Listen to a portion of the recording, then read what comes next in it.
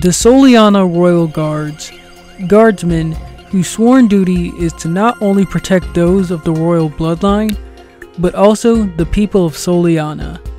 These individuals seem to be the sole guardians and line of defense for the City of Water, since Soleanna is not a city that seems to be aligned with GUN.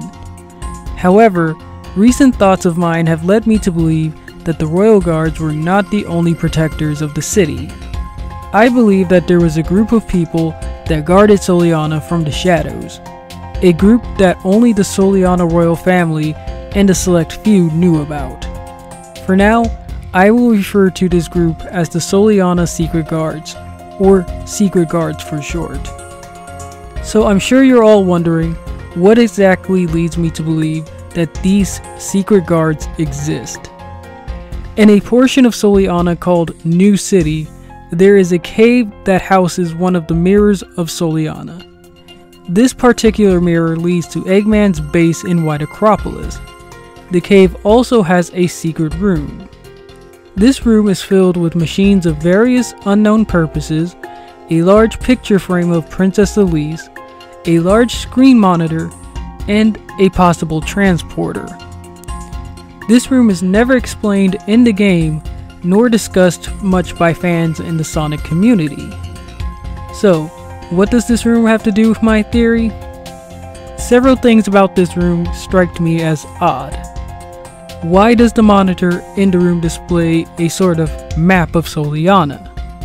Why do none of the other guards mention or seemingly know about this secret room? And as Shadow asked during his story campaign, why does Eggman's base lead to such a place? Well, I believe it was a room that the Soleanna Secret Guards used. First, let's talk about whether or not these Secret Guards actually occupied the room. While I have very little evidence to back up my claims, there is nonetheless evidence of the room previously being occupied. The first of said evidence is the picture frame of Princess Elise. As you can see, the painting or picture of Elise seems to be a very recent one. This obviously means that someone would have had to have moved it into the room not too long ago. The second piece of evidence has to do with the machinery within the room. Has anyone ever found it odd that the equipment was on prior to Rouge and Shadow entering the room? Now, I know what some of you will say. Rouge was the one that turned on all the stuff in the room. And to that I say, yes, it's possible. However, we don't know if that's true or not. Now, let's say she didn't turn the equipment on. Then the question becomes, who left it on and what happened to them? As I already pointed out, it can't be the Royal Guards, as they seem to have no knowledge about the room in the first place, and same goes for any of the citizens. This can only mean that another party turned on the equipment before Rouge arrived. Okay, but why did they leave all the stuff on? Well, that's where things get a bit dark. But before we get to that part, remember how I mentioned that Shadow asked about what the purpose of the room was? Well, I believe that the room has two purposes. I believe that it's a monitoring room and that it's a place that could transport people to a certain place. Let's begin by talking about it being a monitoring room.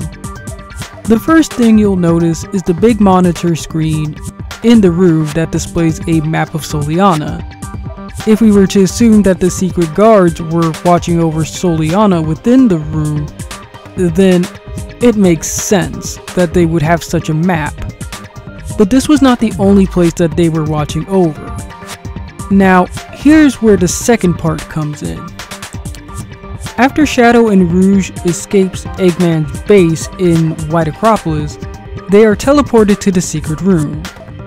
Now, why would Eggman's base lead to the secret room in the first place? Easy. because Eggman's base in White Acropolis was originally the base of the Soleanna secret guards. Want proof? As I mentioned earlier, the secret room was monitoring two places. The first I mentioned was Soleanna, but what about the second place? Well, that place is inside the White Acropolis base. While doing some research for this video, I looked at the mini screens inside of the secret room. That's when I noticed that one of the screens was showing something oddly familiar. The screen showed a gray-like corridor. So I compared the halls in the aquatic base to the image, and they didn't seem to match. The other place I compared it to was inside of Eggman's base as seen in Sonic's cutscene. While I can't be sure that it's the exact same place, it is similar. You'll notice that both corridors look similar and both of them have lights on both sides of the ceiling. Though, why would they be monitoring their own base? Maybe it was just for extra security or possibly to watch over something. Now, here's where things get dark. If the secret guards were occupying the secret room in the White Acropolis base, then where did they go? There's only one logical conclusion. They were killed. And the person who killed them was none other than Dr. Eggman. Why did he do it, you ask? It was to not only acquire a base near Soleanna, but to also get his hands on the Scepter of Darkness.